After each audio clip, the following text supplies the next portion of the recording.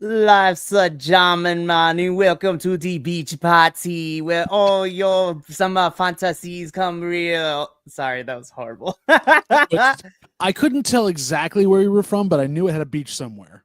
Somewhere in the beach. It was either that or it was like, shop, bruh. Shut, brah. Listen, Shut I live in California and I hate the stereotypical surfer like accent, so to speak. So we go and slamma jamming into the Jamaica. Don't hope so, but won't for long because we don't Oh, yeah, appropriate here on this channel. no, I should not be doing that at all. That's actually terrible. I should not touch that. Be like, we will not be appropriating, but welcome to the beach party, everybody, and welcome to this special edition of All Elite Ensemble review. We are here to review the beach break editions of Dynamite and Collision. So, as you can see, me and my co-host, aptly named Thunder Rusty JVL, is in the building. We are donning our beach break wear. So, fun in the sun, skin out. We are here to do the things. Thank you for going along with these crazy idea of these theme shows for the next couple of weeks. Crazy. This is what we should be doing. We should be enjoying it as we are. The thing is, we're not going full into the theme because obviously our technical difficulties will be unintended and will probably not happen as badly. So, oh my god, we will. When we get to Collision, I thought I was going crazy when I watched it. I was like, "Ooh, somebody about to get fired." Not just you. Like the fact that it was like. It messed up on the East Coast, and then they came out and said it'll be fine on the West Coast feed. And then they messed it up again. And it's still messed up on Max. Like I tried to watch it again today. I think they finally fixed it, but it was messed up on Max for a bit. I was like, oh no. So, but thankfully, I'm gonna be honest, Collision was very point A to get from beginning to end. So it's like, we don't gotta really do too much. But no. So we are also doing something very special this evening when I posted, for the review happening right now. For those of you that are watching, whether it is live or later, or even our other co-hosts, because y'all can get on the action too. And we are doing a beach break giveaway. So one of our co-hosts has managed to get some extra AEW merchandise in the form of a shirt, more specifically a Death Rider shirt. So but putting our personal feelings aside, if you want to win a free t-shirt, all you have to do is, first and foremost, you need to follow us either on the social medias or subscribe to the YouTube and hit that bell notification. So you can leave a comment below letting us know what is your favorite thing about summer and wrestling. So either one of those, you can combine them both. Unless you say beach brawl, then we have a whole different conversation we're gonna have to talk about. I mean, like I feel like if you put Summerfest also, while clever, no, that's not gonna get you anywhere. No. So let us know in the comments below whether you're watching live or if you're watching the replay or the edited version later. Comment below what's your favorite thing about summer. And let us know. We will be collecting all of the responses and we will be doing a live drawing next week during our Double or Nothing review and get all that information out to you. So, yes. So is it again, I wanted to clarify, is that they have to send us their favorite thing about summer or the favorite thing about summer in wrestling?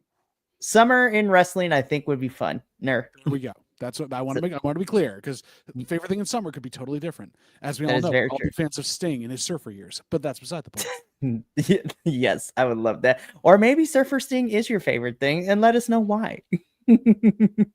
But we will be doing a live drawing of the name next week during our Double or Nothing review. So you have a whole week, ladies and gentlemen, and non-binary folks of the internet, to get it there. So please, we want to get rid of this Death Rider shirt. I mean, we have an awesome giveaway. Hey, you know what? We don't do them that often, but some of these giveaways are fun. The last one was before they left the company, were limited edition figurines of Penta and Rey Fenix too, which went to a lovely individual as well because they entered and everything. And last year we also gave away a figure from the WrestleCon convention that we were part of, Wrestle Show New Jersey. That's true. So we do it's fun. Alrighty, so now that we got out of the way, follow us on the socials, YouTube, Twitch, all that good stuff. I really want to get into Beach Break. We have merchandise too. So at Fourth Wall /BC WrestlePod, where we just dropped, last week, our Hot Boy Summer Edition. Mm. Tanks, t-shirts, and embroidered bucket hats as well. So Kind of like what you're wearing there. yes, rocking the merch kind of. So make sure to go ahead and get that because summer is here, and y'all, it is a beach time, body positivity, let the tanks loose. Anyways, Sun's so out, guns out is what he's trying to say, but I understand. yes, brain is mushy today, but we gonna get through it. So I'm really excited to talk about Beach Break because I thought, despite some technical difficulties on the Collision side, I actually had a lot of fun with Dynamite and Collision for Beach Break.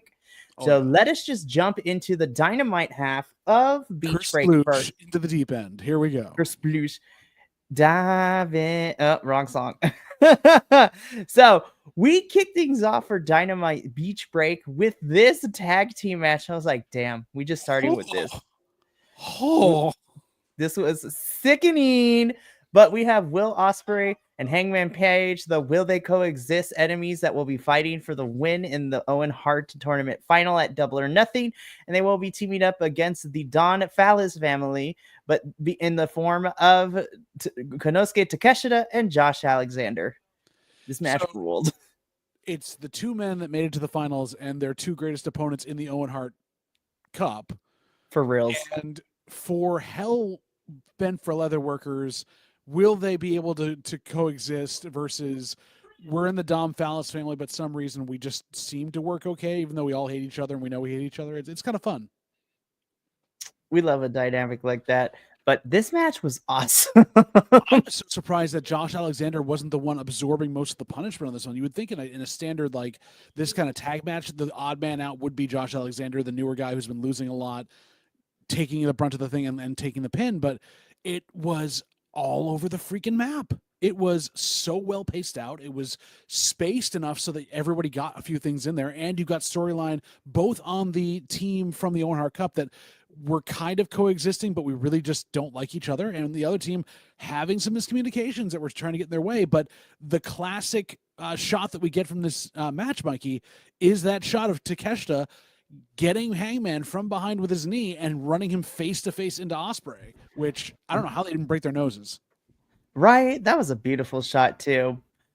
Again, this match was awesome. And well, to nobody's surprise, at least not to me, Hangman and Will Ospreay do win, but it does come at somewhat of a cost because a brawl breaks out, miscommunication and misunderstandings happened. Yes. Money shot. Oh, God. Cameraman who got that shot there too deserves a raise. Ooh, yes. This was awesome. Hangman, and we would come to find out, I wish they would air these backstage like social media promos live on the show as they happen, but we get one from Will Ospreay who, and I liked it. He's just like, look, I didn't do it on purpose, but at this point it's kind of like it's moot to argue it because I'm gonna see him at Double or Nothing and I'm gonna make sure I win and beat him. I was like, you go, Will. And then Hangman, same thing. I was like, this match is gonna be good. Again, as we've said all the way in the build of this, for the tournament itself, we both have enjoyed the entirety of the build, but also for the men's side, we don't know who's going to win. There is just honestly don't equal on either side. And I'm cool with whichever person wins. I'm cool with it until I don't get a prediction right. But yes, I'm cool with whoever wins. It's going to be good storyline coming out of it either way. The thing will be, who do we want to see Moxley fight more, and does that run into someone being able to take the title off Mox, or someone who they're building up just to be able to take a loss again? Right. But again, this was a fantastic opener. It sets up everything for Double or Nothing, at least in the Owen Hart terms of things. And I was like, I've been enjoying this. This was a really fun opener. Good job, boys. Good job. Sort of the night off, right? I felt like I was at the beach. Oh, gods. Okay. So I'm gonna be so for real, JVL. Yeah. I think we might have differing opinions. Mm-hmm. I thought how do I put this? I actually like this match. Yeah, Okay. I had to sit with it for a little bit. I was like, I'm not sure how I feel about Ricochet beating up a person who is missing a leg. But you know what? This was a one-off. I dare say I was like, you know what, Zach Gowen? I kind of dig it. And you know what? By the end of it, I was like, this was fine. So I don't disagree with you on the match itself being fine. I enjoyed how they played things up. It gave it a new dynamic because Zach definitely knows how to work the ring with only having one leg. Him chasing Ricochet around That was was funny. what bothered me was the ending. Not because Ricochet beat him up, not that because he was taking things away. It's who came to make the save. Okay, which we're gonna talk about when we get to our predictions for Double or Nothing, because this is like that is the most random match that it was made on this, and Really I was just like, and I get like they tried to sell it on commentary afterwards, but in general, Ricochet knew how to carry Zach through a couple things. Zach was doing dives and having fun. It was a fun worked match, and Zach is definitely in ring shape. I was glad to see him there. He's an attraction more than anything else. You don't want to have him out there really week to week, but definitely fun to bring back every once in a while. But then you have such a litany of people that could start a Ricochet program, and you pull Mark Briscoe. Like, I love Mark, and I love what he's been doing. But other than, like, I'm just saving the guy, like, I have a conscience, there's no... He would do that for any person any heel going after him. Like, there's nothing to say specifically why Ricochet needs to be who Mark has a thing with. And I kind of feel like they need to either build that up quickly or this was a waste of space. no, and you know, commentary tried, emphasis on the word tried, because Zach Gowen is also an ROH, you know, person as well. So they tried to play that history up, and I'm like, but that's not enough. No, and Like, even with Ian Riccaboni there, who's giving his dulcet tones again, it just didn't seem to land. Ian tried, man, and I'm giving Ian lots of points for that. You tried, and you know what? You were the perfect person to give us that history since you've been with ROH. You and Caprice have been with ROH forever. So I'm glad that you were able to get it, but it's not enough. This is a very thin, like very thin and flimsy build for Ricochet and Mark Briscoe's match at Double or Nothing. Right. I don't, and the thing is, like, commentary didn't even bring up the fact that, like, oh, there's going to be something coming up with them, like, right as it was happening. Ricochet's yelling stuff kind of off camera, like, why are you up in my business, Mark? What's going on? You can barely hear it on the camera mic. It's not really being picked up. And so, like, if you really weren't paying attention at home or you were listening to the commentary, you weren't getting that. So this is a bit rushed, or it doesn't make sense, or perhaps needed a different person that could jump into the feud quicker. I just feel like the stakes are so damn low. Yeah, I mean, it's tough for this one. But again, I enjoyed the match. This was a lot of fun. And yeah, so Mark Briscoe comes out for the save, and I'm like, okay, why? Listen, I love Mark, but I feel like there are some other things we can have Ricochet. We have other people that Ricochet could feud with. And I'm going to be for real. I feel like there are other people we can throw Mark Briscoe in a program with that is not this. Oh, yeah. Listen, I love Mark Briscoe, but at this point, Tony Khan and AEW need to stop making him the rah-rah cheerleader for this company. I love him. His legacy is great with his brother, but let's give him something more substantial. Or honestly, make him like just the mouthpiece for a bunch of guys at this point. Honestly, yes.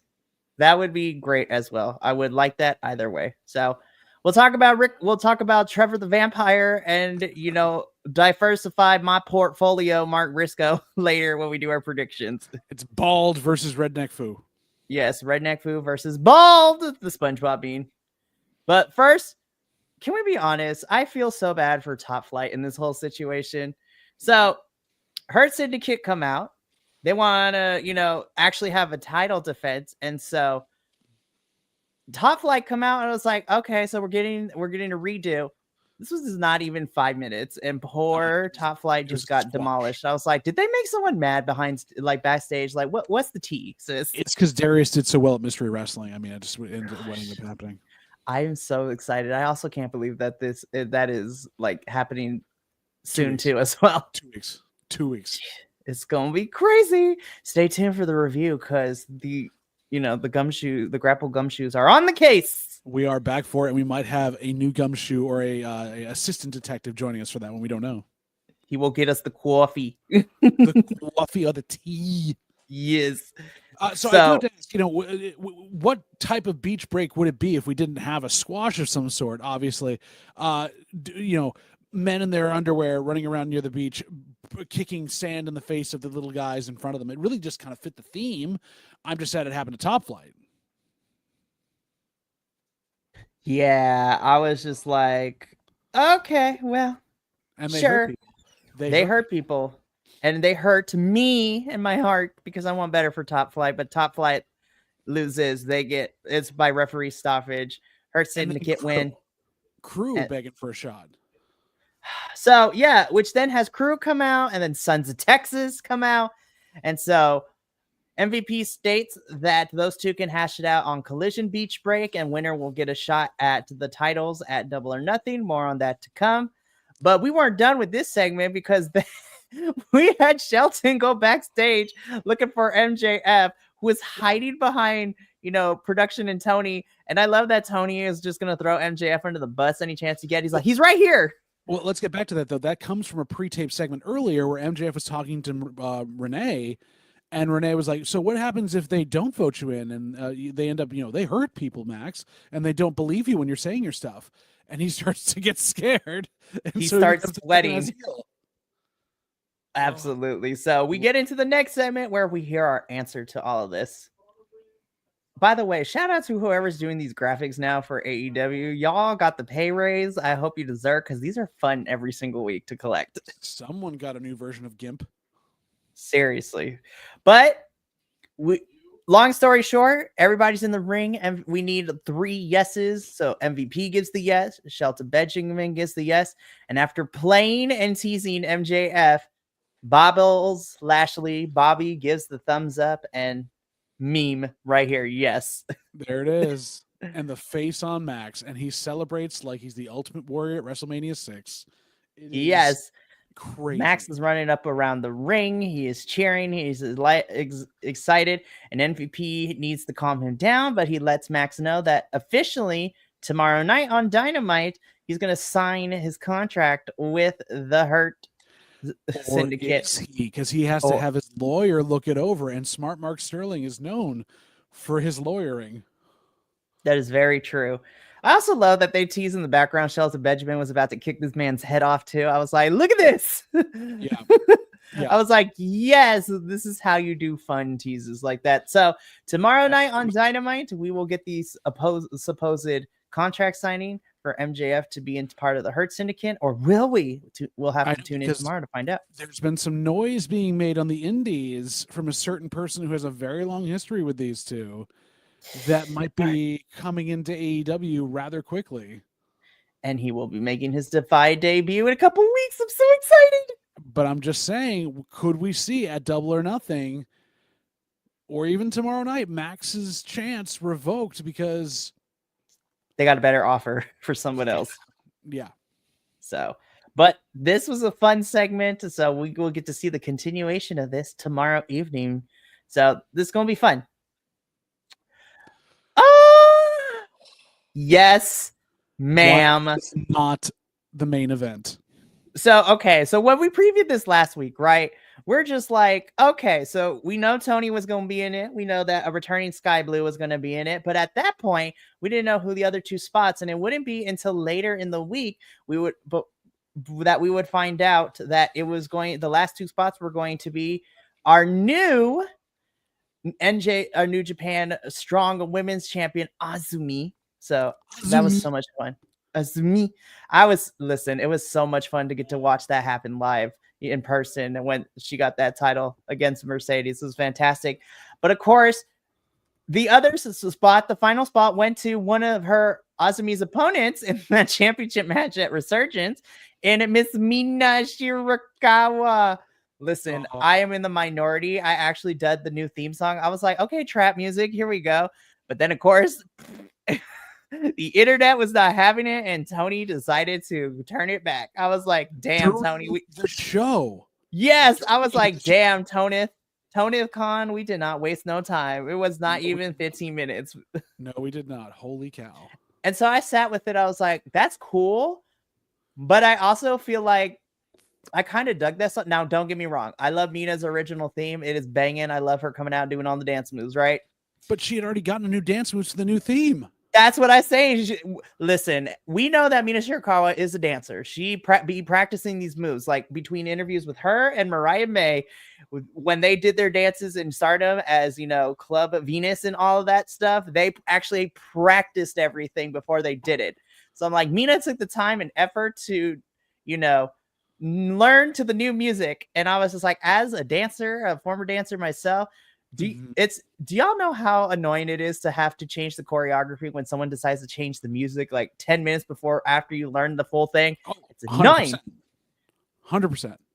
But you know what? It is what it is. Now, as far as this match goes, this was good. I love this one. I feel like with this one, I think everything was more snug, of course, because we have Azumi and Mina Shirakawa in here. But right. Sky Blue, girl, I have missed you. I'm so happy that you are back, because the pop she got from all those folks there too, like it was just beyond amazing. I was so happy to see her back, and there were a couple of times I'm like, oh, don't hurt yourself again, and she didn't. She did great. It was beautiful. So I was just like, okay, you know what? This is fun. We're getting close to Double or Nothing. We'll probably get something if not. I was not expecting this, because throughout the chaos, everyone got time to shine, but Mina was able to get the pin. And I was like, Mina's going to go up against her at Double or Nothing, isn't she? Yes, I love. She was shocked. She's like, oh my God, I actually won. And thus, we get a little bit of a stare down, because these two have history, and it was made official that a Double or Nothing for the AEW Women's World Championship is going to be Timeless Toni Storm versus Mina Shirakawa. And I'm just like, yes! Well, and we jumped ahead about the fact like that during the match, they were like stopping with each other, double teams. They hinted at a kiss at one point, which was hysterical. And then nope. And then the back and forth between them was the hardest part, where they cost each other the match, basically. It was so good. This match was a lot of fun. I'm so happy Sky is back. Yes. Shout out to Azumi and Mina and everybody. This was another fun one. These four-way eliminators that Toni Storm's been participating in has been fun, because everybody involved every single time we get one of these over the last couple of weeks have been great, but also it gets more women on the television screen, which I will always be a fan of. I will take that every time. Absolutely. But we did not end here, because even though we got told it would be Mina versus Toni at Double or Nothing, we also had our secondary women's storyline heading into Double or Nothing rear its head in this segment, because Shocking. Azumi was walking up the ramp, as you do after you lose, and she was brutally attacked by Mercedes Moné. Of course, lost her title, obviously. She's upset that she lost she is now Mercedes 3 belts instead of 4 belts, because Azumi was able to capitalize and win and take one of the titles from her. So Azumi gets put into it's not the Monet Maker is what we're calling it, I guess still. I don't know. That's what we're calling it, yeah. The Monet Maker. But then we have somebody come out and it's just like, oh, I didn't get my lick in last week, so we gonna get it in here. Yes, Jamie puts Mercedes into a submission, and I'm just like, I call that the hate maker. Yes, the hate maker. You didn't need to do a lot. We did not need a whole sit down interview. Like, this was effective enough to continue, be like, oh, these two hate each other, and it's going to be kind of fun at Double or Nothing when they fight to see who wins the women's Owen Hart tournament. We do not need Mercedes to win. This is not a thing we need. I think Jamie and Toni has more history and story in terms of what you want to do for that, but right. This was great, because Jamie's like, oh, okay, I couldn't do it last week, but I'm gonna get you this week. So love it. Love she got her back, and then she almost got another haterade on her, but nope, they stopped her again. Yes, I'm excited. Low key, yeah, Mercedes doesn't need to win at Double or Nothing, but I'm still actually pretty excited for the match. I think I want Jamie to win so bad. It is absolutely needed. It definitely is. So we move on from this women's segment, because we do have to address the fact that since we are covering Beach Break, it was reported last week that we lost, Sabu. And you know what? Taz, as much as you annoy me on commentary all the time and just say the most weirdest and randomest stuff, you know what, sir? I give you a little bit of grace this week because you were very close with Sabu. You guys traveled together, worked together. So I was like, you know what? I'm not going to say anything bad about you, Taz, for this particular segment. Man got choked up. I can't be mad at that. He did. I mean, and for rightfully so. I mean, he was his first match he ever had in ECW. So, yeah. So Taz, you got a pass here. Then I would continue to be annoyed with you later in the show, but that is okay. It's normal. It's a Taz night, so I mean, I fully expect that. Yeah. So I wasn't for the rest of the show. I wasn't as hard on Taz as I normally am. But so, rest in peace, Sabu. We hear from Nigel McGuinness as he is in the ring, talking about the problems that, FTR have caused for him. And you know what? Nigel's just like, look, man, I'm not trying to be about this life. Like, we ain't trying to do all that. I don't wrestle like that no more. Then we have Daniel Garcia come out and basically be like, bro, listen, I'm going to fight these dudes whether I have somebody or not. But they made it personal involving you and Tony Schiavone, and you're Tony Schiavone's friend. So please team up with me so we can knock FTR down a little bit is peg. And Nigel is still to do so. Yeah. Nigel's still a little bit unsure until FTR rear their ugly heads, and then we get a whole entire sequence of things like we be fighting, Stokely just mouthing off, which is fantastic to watch. Oh my god, yes. Daddy Magic comes in to kind of for the save and even the odds. Nigel McGuinness is like, you know what? Let's just do it. I'm going to do the things. And again, we will talk about it, but we also get this match made official for Double or Nothing. Nigel McGuinness and Daniel Garcia will be taking on FTR. So I'm like, I'm intrigued, AEW. I'm intrigued. I am intrigued as well. I think you need to carry Nigel in a tag match like this. It would scare me both in kayfabe and not to see him dropped on his head, but it's going to be happening in some type of spike pile driver. I think it'll be fun. I think it will be too. I mean, this is a tag team match, so there's more people to kind of help. But even the little bit that we saw too, me and Andrew at least saw towards the tail end of last year when we did the watch along for Final Battle, and he was the mystery opponent for Lee Moriarty's Pure Championship. Right. He did okay after we sat through 15 minutes of like them messing around. Oh, yeah. Well, yeah, that makes sense. And Nigel's just being an absolute dick. But I digress. So I'm intrigued by this match. I'm intrigued. I think it's going to be good. I'll be interested to see how Daniel Garcia works that. Yes. At least Daniel gets a pay-per-view match. Adam Cole, I don't know what we're doing with you. But same. I digress. Who knows? We might get him added in some capacity. So we'll have to wait and see for the rest of this week. But because right now, I was so disappointed. I shouldn't have been, but I was kind of underwhelmed. Yeah, totally. Again, I expected it to be underwhelming. I expected it to be terrible, even in a steel cage. And then they just it was slow and plotting. And yes, it was a Joe match in that he was going to try to clock him as hard as he could.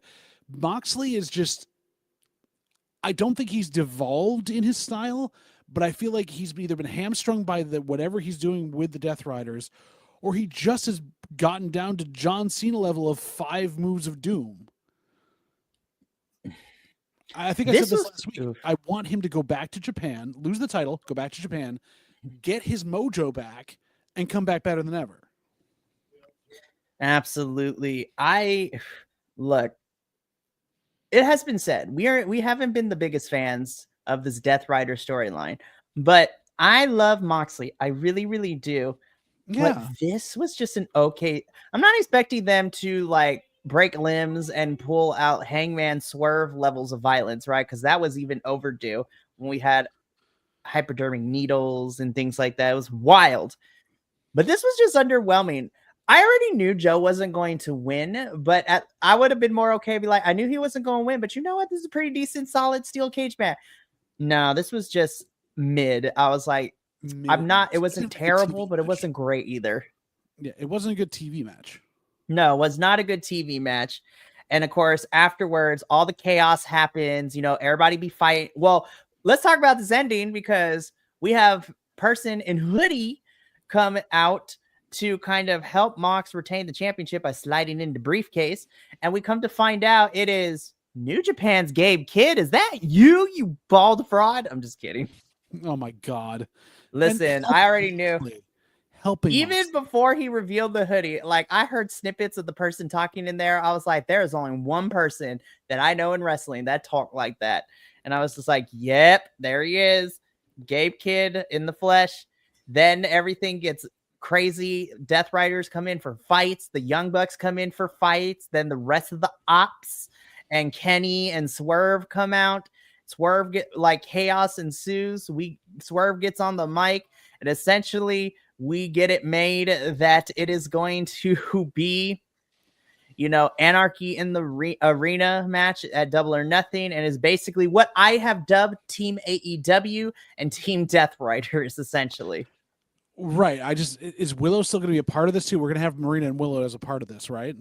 So we'll talk about it again during predictions, but at least in my mind, I think Team AEW is going to be Kenny, Swerve, Willow for sure. I think the ops will be a part of it, but I feel like maybe something will happen or somebody in the ops gets taken out. So I think Joe will definitely be there. And I think either Shibata or Hobbs will be taken out or both of them. And then I think this is where we get a surprise return. And we'll talk about that in a little bit, who I think those two surprises could be. And then on the other side, it's Claudio, Yuta, Mox, Gabe, and Marina, and maybe the Young Bucks. There's a lot of people in Anarchy in the arena. It's going to be a confusing mess, as it always is. But at the same time, could be a lot of fun. Yes, with the right people. We'll talk about that when we get to our predictions, because first, JVL, we have to get through. Oh, what? It's going to load? It's actually going to work? We're not going to miss out on like 13 parts of this? Listen, AEW, we love you, but the last like 72 hours have not been fun in terms of certain things. First, with Collision being messed up on the East Coast and the West Coast feed. Even after Tony said that the feed would be fine when he got to the West Coast, which he shouldn't have said. Yes, but it did not. And then to come to find out whether whoever's at fault with this, Double or Nothing is not available on Triller for the United States fans. So we would have to buy it on YouTube or on a VPN somewhere or something else. We'll figure it out. I was just like, this is, in the words of SpongeBob, this is a load of barnacles. No, it's Patrick. Be like, I'm ready. No, you ain't. No, it's Patrick. Be like, anyways. So, despite the technical difficulties, this was a very straightforward collision. We didn't have a lot of time for promos. It was just match after match after match after match. I will say, though, Tony Storm's like behind the scenes social media promo talking about Mina was gold, and I'm mad they didn't air it. Oh yeah, I'm so mad too. Angry. Again, so you're putting all this great stuff on your online program and your social media stuff, but not where it should be, where all of us wonderful fans want to see it, even though it probably wouldn't have come across anyways, because they would have cut to something else by accident. True. But let's get into Beach Break Collision, because we kicked off with a very short match, but still a fun one. Anna Jay getting her butt whooped by Megan Bain. And the puppet with Harley Cameron. Oh my God. Harley, you are on track to be like my favorite person, like the fun character of 2025 for me. I want to, like, as a puppeteer, go meet her again, because I almost got the chance to in Jersey WrestleCon a couple of years ago, but she wasn't doing the puppet gimmick, and I didn't know she could do that. So I want to talk to her about puppet stuff so bad, and I know that's so strange, but I do. But you know what, girl, whatever she does, she puts her mind to it. Like, literally, she speaks Cantonese. She does puppetry. Like, she can make her own rap video with Minnie Monet. She's a woman, a jack of all trades, and I love her. I was like, Harley Cameron, are you a wrestling bard? Because you are amazing. Jack of all trades or Jill of all trades. Yes, definitely. Yes, we love it. Again, very short match. Megan Bain does whoop Anna Jay, but we kind of figured it was still a lot of fun, though. And then, of course, we get fights galore between these two. I was like, very fun way to open the show. Yes. And again, this was just match on match on match because we didn't have room to breathe in Collision because we didn't just jump in straight into. Wow. Yes, this was 10 minutes. I'm mad that it was only 10 minutes, but we got Kyle Fletcher versus homie to the channel, AR Fox. I needed to breathe after this and watching AR Fox just go, man. Oh my Lord. I don't know if it's a weight thing. I was like, maybe next year I would love to see AR Fox in the best of the Super Juniors because Nick Wayne is killing it right now. I think he's like at the top of the weight class, but he could do it, or even get him in the G1 for a bit. Yes, send him to Japan. He would be great. Honestly, we need to send an AEW faction to Japan for the G1 every year. Anyways, just put him in a block somewhere. Seriously, I mean the best of the Super Juniors right now. Kevin Knight and Nick Wayne are killing it right now as being the AEW representatives. Well, and Kevin Knight's kind of like Kevin Knight's straddling at that point because he just came over from there. So that's true. Look, if we could send Anna Jay to Japan, let's be sending other AEW folks to Japan. Yeah. Oh my God. Let's have so much more Joshi wrestling stuff other than just Mercedes Moné. Like, why can't Toni Storm show up in Stardom somewhere or like in like, you know? Well, okay. So let's talk about this match and then we're going to talk about it because for the last 2 weeks, remember, we've been seeing this like red spider be popping up on our television screen during these women's matches. So I'm going to talk about that in a little bit. But this match was baller. And I had to agree with you. I had to take a breath after this match. I mean, the two high rate workers, Kyle knows how to bring the best out of his opponents now, which I'm so happy for him. AR just shined all the way through and Kyle got the win that he was supposed to get. Absolutely. So Kyle wins. Now let's talk about what we were discussing like 15 seconds ago about this red spider that's been popping up during the women's matches. Spider.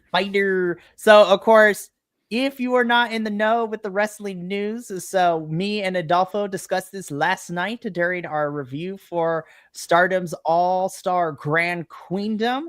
Because so the Spider or the Black Widow of Stardom, Miss Thekla, did technically get fired after her match at All-Star Grand Queendom, but of course she was finishing up, and she has currently, according to Fightful and other outlets, has signed with AEW, and of course we've been last 2 weeks we've been getting the red spider popping up. So I'm excited because Thekla has ties to Mina and to Tony and to Megan. And Thekla's hungry and wants to work and like proved it because there was talk of going to the other Fed as well. And she really wanted a place that she could grow and actually improve on herself versus slow down. And that's what she's going to get in AEW. So Miss Thekla, who knows, she might pop up at Double or Nothing. It might be later, but I'm excited. She's a really solid wrestler. And Adolfo and I were talking about this. He's happy, but he's also mad because as a new Stardom fan, he gets to see the tail end of her finishing up in Stardom. But I'm excited because we get to see her continue in AEW. I was like, it truly is a fun landscape for 2025 wrestling. So, but back to the Beach Break Collision review, because next, again, Dubs. Meat. This was your meat. Can I just say, Brody King, call me. Now you're saying that, not like Trent Beretta's abs. Well, also listen, I'm just gonna put this out there, Brody, Rocky, Trent, call me. But not Lance. I can not Ishii, not Bandito. Well, Bandito, you also kind of sexy, bro. Lance would have to be somebody if I was really into BDSM and just step on me, senpai. And Ishii would I feel like Ishii would judge me, but I would kind of like it, ? Anyways. Silently judge you. Yes, he would silently judge me. But this match was also a lot of fun too. And I'm kind of surprised to see Bandito, Brody, and Ishii get the win here. I was completely blown away by this because the Dom Fallis family has done nothing but win, and you expect them. They wanted to re-bring up, Roppongi Vice in the best way they can, and Lance Archer's known for losing all the time, but no, they lose again. That's so weird. It really is, but of course, the Don Fallis family cannot let the good guys enjoy their win because then we get a beat up. But then the best part about this whole thing is that the baby faces were saved by the youngest men in the business, the Outrunners. Oh yeah, baby. I love the Outrunners so much. We need to do something more substantial with them, but you know what? the faces outrunners, and then Brody, Bandito, and Ishii celebrated together in the ring. I'm also going to bring this up because we got a fun short promo on the socials from Brody, and I hope this match happens at Double or Nothing. I want it to be on the main card, but I will take it on 0 Hour 2 because Brody King says he has unfinished business and calls out Josh Alexander. I'm like, give me round 2, damn it. Somewhere, please. I could watch those two fight forever, and that is meat. Meat. Collision, this match was fun. I appreciate y'all. Stop teasing me. Just give me the match. Like, Lord have mercy. Please just give us it. We're ready now. We're ready for this. And Roddy can't talk. Kyle can't talk. And Adam is trying to carry both of them. Let's just get past this now. Do the match. Yes, but give me this match because GYV versus Paragon is going in-ring wise. This match is going to slap. Yes, I agree. Roddy and Kyle cannot talk. Adam's carrying them, but what they do very well is wrestle in the ring and going up against GYV. Yes. I'm ready for this. Put this on Double or Nothing, cowards. Short match, but a fun one. We get Speedball Mike Bailey defeating Blake Christian. Bailey's been popping up for like the last couple weeks too. Like he just pops in, pops out. So I'm glad to see him wrestle a full match. And Blake Christian's been doing everything he can. So I'm glad that we got a singles match for this. Of course, this goes like 8 minutes. Speedball Mike Bailey wins. Okada comes out. We're teasing Bailey versus Okada, but then he gets jumped by, Rush and Dralistico. Or Speedball gets jumped by Rush and Dralistico. So there's also that possibility of a match too. I hope so. I'm cool with it either way. Blake Christian, you keep doing your thing. We love you.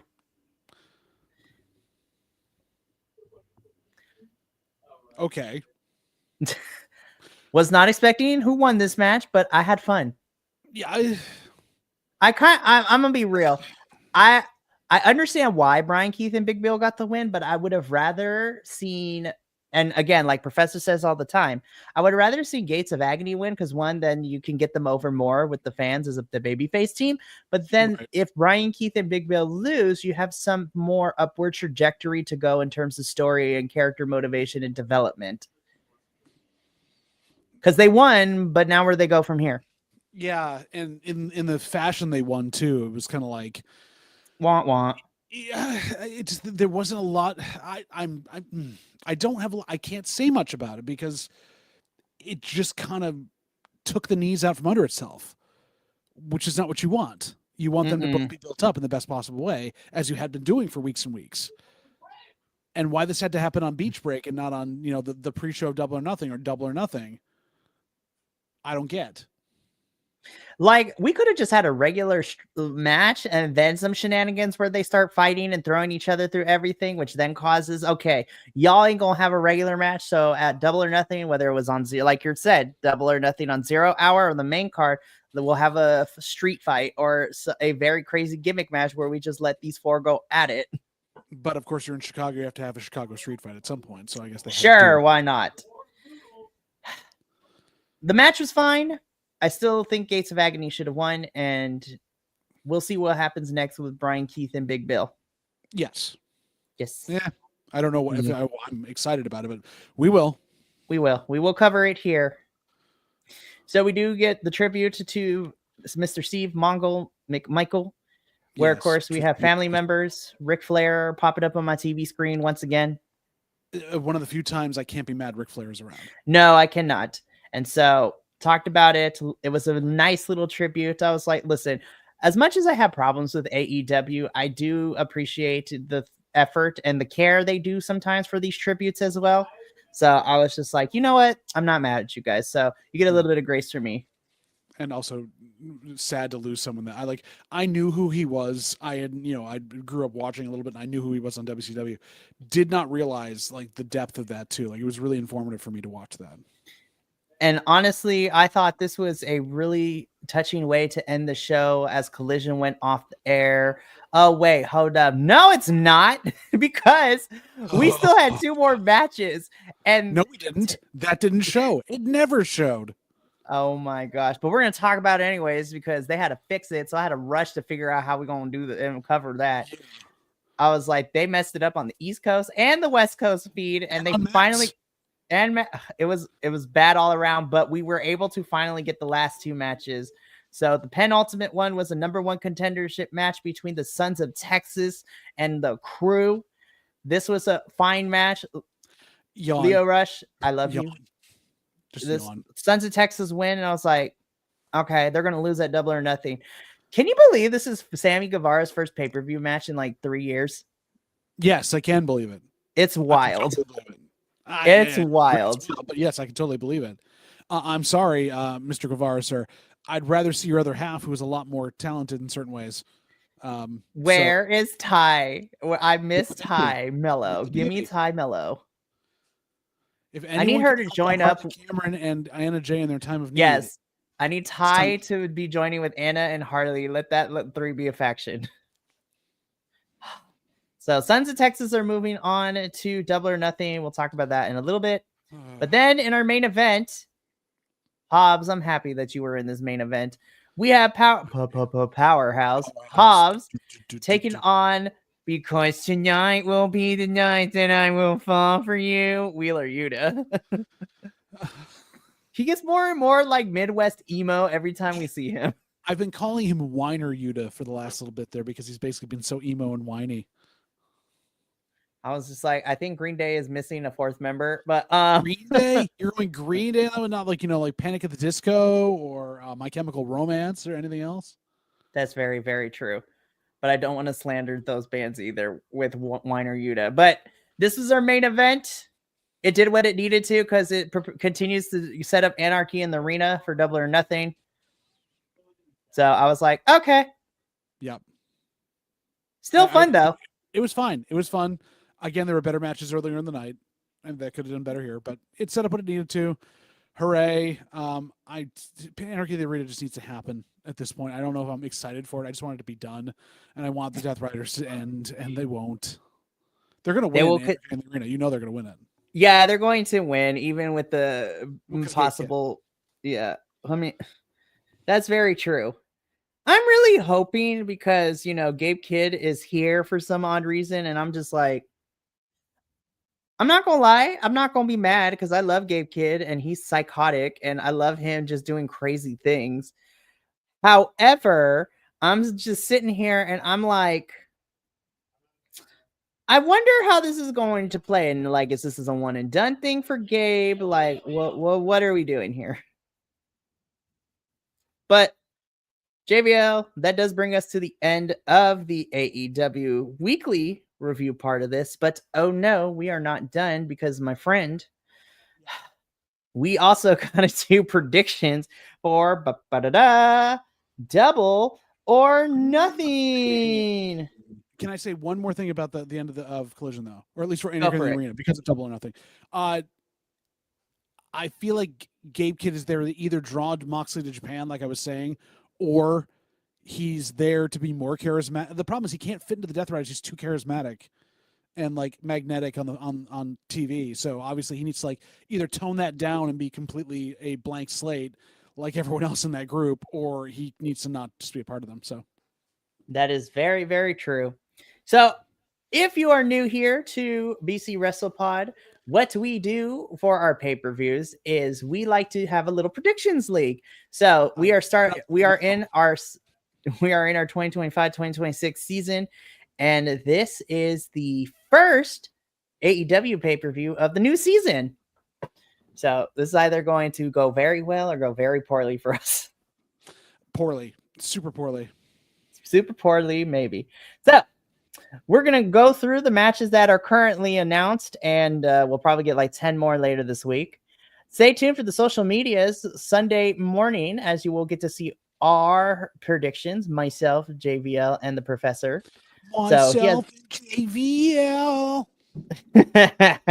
So let us begin. I am going in order in which these matches were announced. So, because normally I would usually put them in order of how they should go, but given that AEW likes to add way too many more matches that don't need to be here as we get closer, I'm just going to go in order with what was announced first, going to the most recent. So let's talk about this first one. We have the women's Owen Hart tournament final where we have Mercedes Moné versus Jamie Hayter. This is an easy pick for me. I'm going with Miss Jamie Hayter. It's not an easy pick for me. Everything in me is screaming against who I want to pick for this.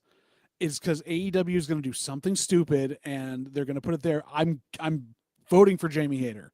I will take the loss on this because she deserves to win. Same but here. There's something in me that is screaming that Monet is going to go over here, and I don't know if I want to sacrifice that point. That is true. I love how everybody is now playing more cautiously after last season, which is very fun for me to watch. Oh my god! So I'm picking with the heart for this one, and I luckily we're both picking it. So if we both miss on this, we both miss. But I mean, you got to admit, Mikey, there's got to be a little part of you going, they're going to swerve us hard and make Monet win. Of course.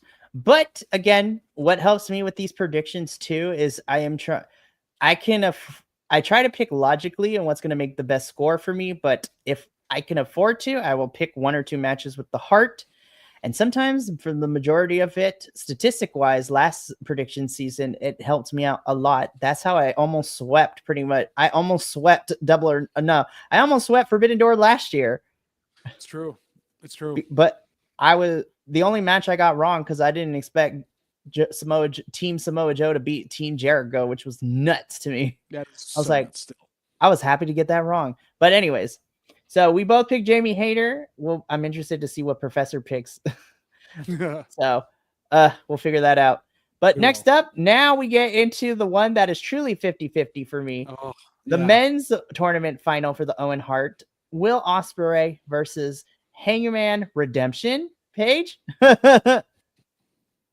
So I know this one's tougher because the tournament and just everything these two have been involved in prior to the tournament too, they've both been built up to such a really solid way. And honestly, I would be happy either way. I feel like if Swerve had taken it from Jon Moxley, this would be an easier pick. Yes. This one's tough for me, but I went Ospreay. You're going to go Ospreay? I'm going Ospreay on that one. That's very true because Ospreay versus Mox is something we haven't really seen, so that'd be really, really fun. Not since Japan. There is an NJPW match. That is true. When they were fighting for what was the IWGP United States Championship. Right. Plus, do we have Hangman going up against the Bucks as well at the same time? That is also very true because Bucks and Hangman still have unfinished business and all that stuff too. So I'm gonna play the other side. I'm gonna go with Hangman on this one. All right, we're splitting it here. We're gonna split it here. I'm okay with losing a point here because honestly, either man for me, I would be truly happy. There are ways to go out of this with both of them. So that's the nice part is I won't be disappointed in whatever they have for storyline planned. I just have to make a choice. Absolutely. So next up, we have our AEW Women's World Championship match. Timeless Toni Storm versus Toni Storm versus everybody wants Mina Shirakawa. I love Mina to death, but I'm going with Toni on this one. I'm going with Toni. Toni needs someone to take on Jamie Hayter. So it's got to happen. Yeah. I'm excited, though. This match is also going to be good. But AEW, let's fix the mistake from last time. Give them 15 minutes. Or more. Or more, please. Because 12 minutes last time was not enough.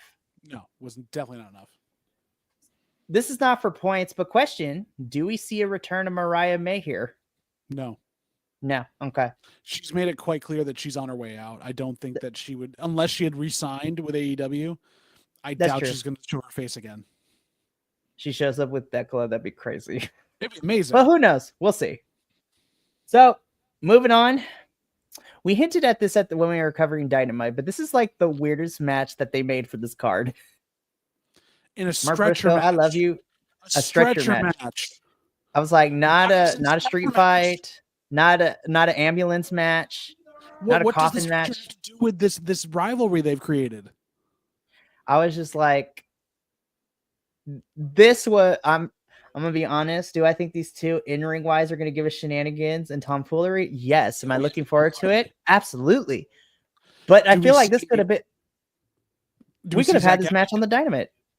Zach Gowen come in, maybe. We could have just had this on Dynamite. I'm gonna be honest with you. We could have. We should have had a match between them on Dynamite that would lead to a reason for a stretcher match. That is very, very true. I mean, I feel like there's a couple other rivalries on the card right now that, like, in general, Right.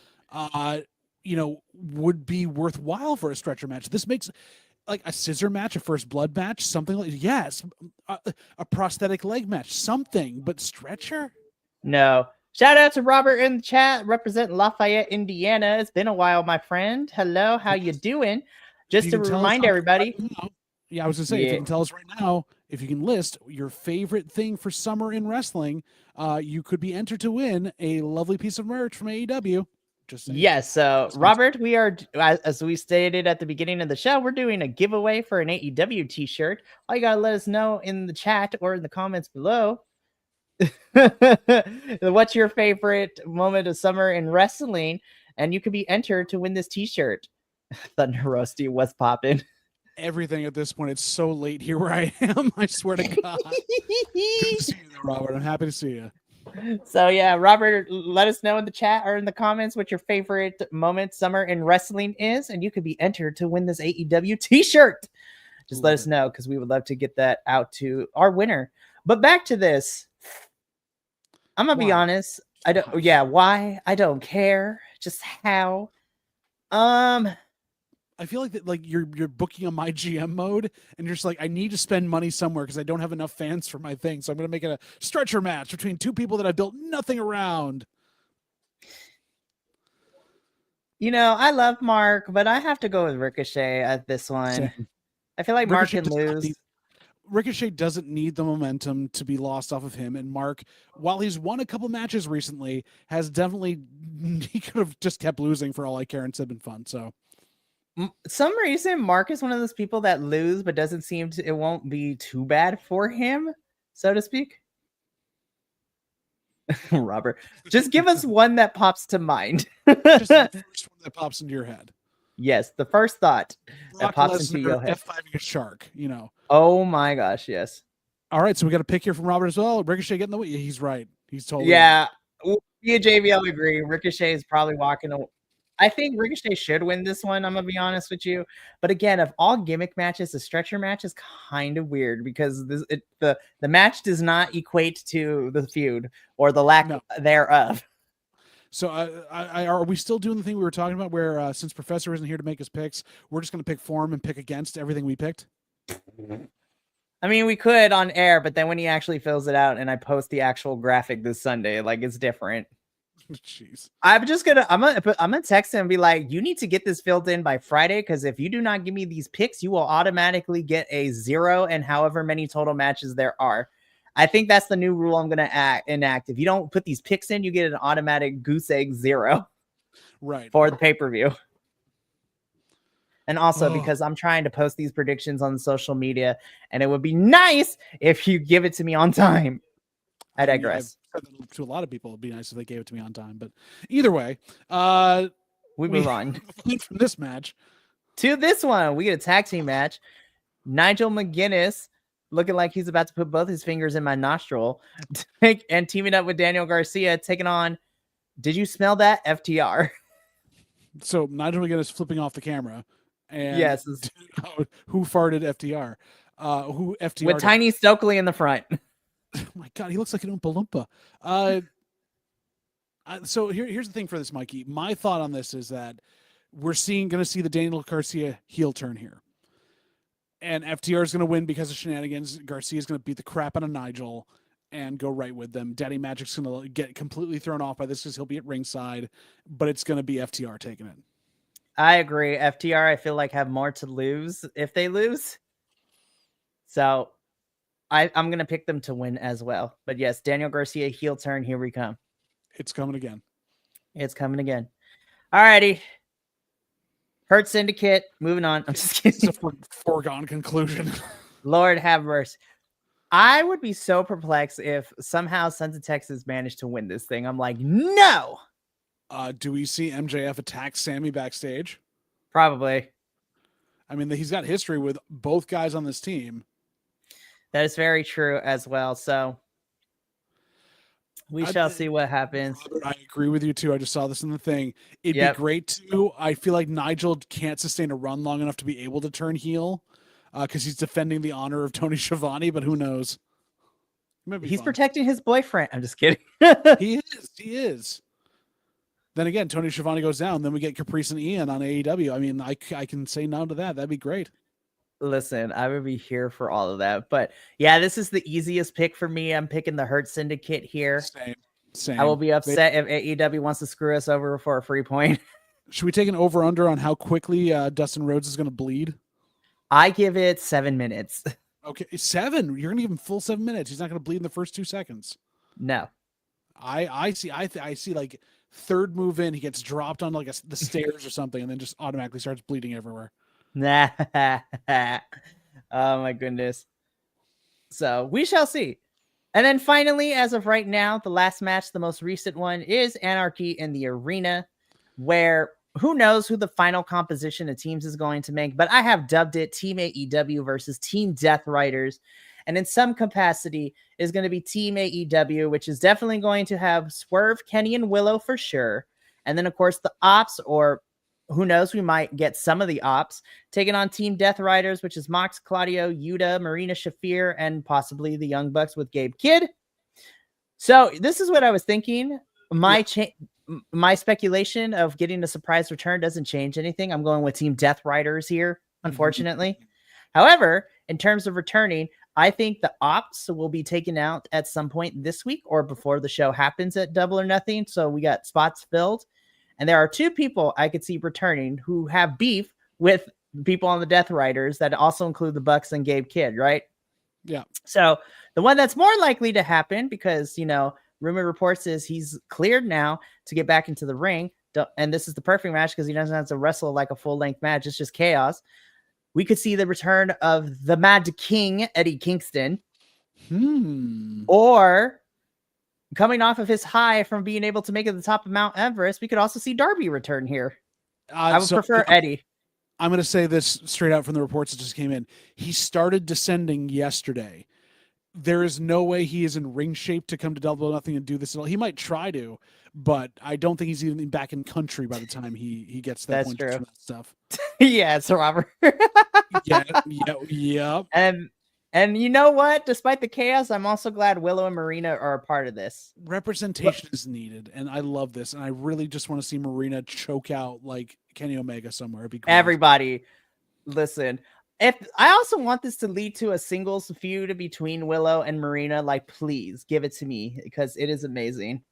But I don't think we're getting Darby. I don't think we're getting Darby. I can see Eddie Kingston. I see Hook popping out of nowhere finally again. Who knows? Maybe a return. Who knows? That'd be fun. Regardless, I'm picking Team Death Riders to win here.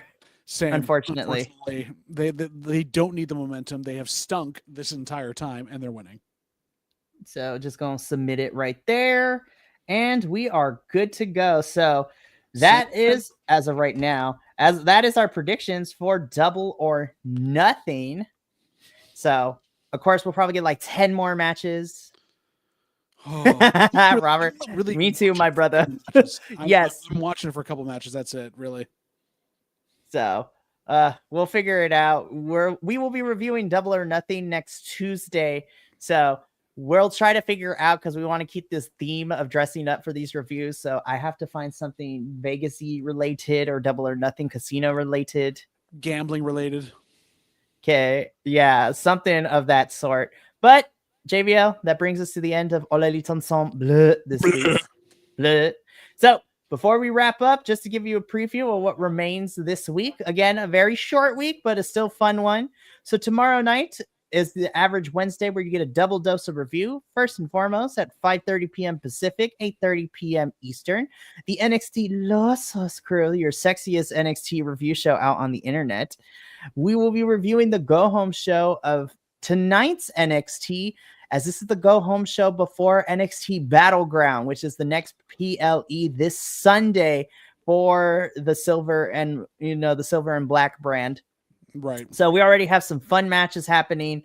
We have Obafemi versus Miles Bourne, Stax versus Tony D'Angelo. The TNA World Championship is being defended at Battleground. Joe Hendry defending it against Trick Williams. But the match I'm most excited about is Stephanie Vaquer defending her NXT Women's Championship against Jordan Grace. That match is going to be big power mommy moves, and I'm here for it. It's going to be a lot of fun in that one. I believe that wholeheartedly. Yes, I am so excited. Really quickly, Robert. If Marina should chokes out Willow at Double or Nothing, Willow needs to win the rematch at All In. Give me a feud, please. That's all I want, Tonith Khan. So we shall see. But then, if NXT is not up to your speed, then you can tune in a little bit later for the After Hours show. But not really. At 8 p.m. Pacific, 11 p.m. Eastern, where Los Lobos de la Lucha will be gracing your screens, as we will be covering another fantastic episode of CMLL Viernes Espectacular, and also giving you a preview because we got 2 weeks worth of tournament matches happening for the Copa Junior. So basically your junior heavyweight tournament over the next 2 weeks is going to be great. And I got a preview of the card for this Friday. We're also getting the Micro Estrellas fighting. So that's our micro stars as well. I'm so excited. It's going to be fun. And then we are closing out this week because we are getting time off for Memorial Day weekend for all the wrestling and the rejuvenation and rest. And because Thursday, we at 7:30 p.m. Pacific, 10:30 p.m. Eastern, we are debuting our new review team, the Ring Rats and Riot Axe team, as we are now adding Defy Wrestling into our rotation of independent promotions.